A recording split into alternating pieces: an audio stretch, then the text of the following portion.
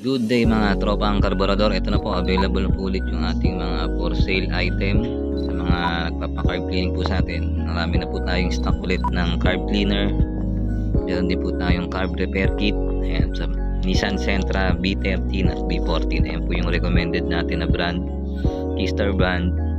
Ayan, kung maayos pa naman po yung inyong plunger at floater valve, gusto nyo medyo makatipid, ito po, meron po tayong available na DIY gasket. Mas makakatipid po kayo pagka ito lang ang bibili nyo. Pero ito pong gasket na ganito, kahit po bumili kayo ng repair kit, hindi po ito kasama. Yung base plate gasket, yung pinapatungan po mismo ng carburetor, hindi po yan kasama.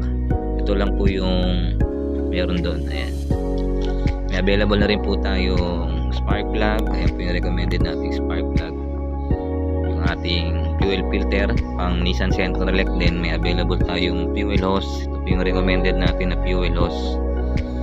Ito po kasi yung matibay tsaka pang matagalan. 1/4 po yung size at yung vacuum hose na ginagamit po natin dito. Yan, yung tinutusok po natin dito sa ating idle up or trumpo.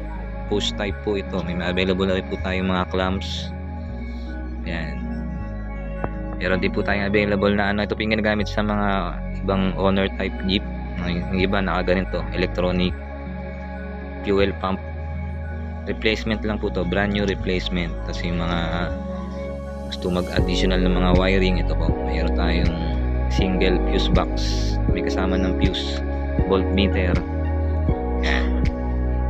Minsan po kasi yung mga home service natin medyo malayo po sa ang location nila sa mga auto supply. Dinadala na po natin itong mga item para hindi na po sila umalis pa ng bahay. Mas mabilis po yung paggawa natin. Ilan po sa mga gusto pong magpa home service, PM lang po, Noy Nilo Project. Available na po ulit yung mga item natin.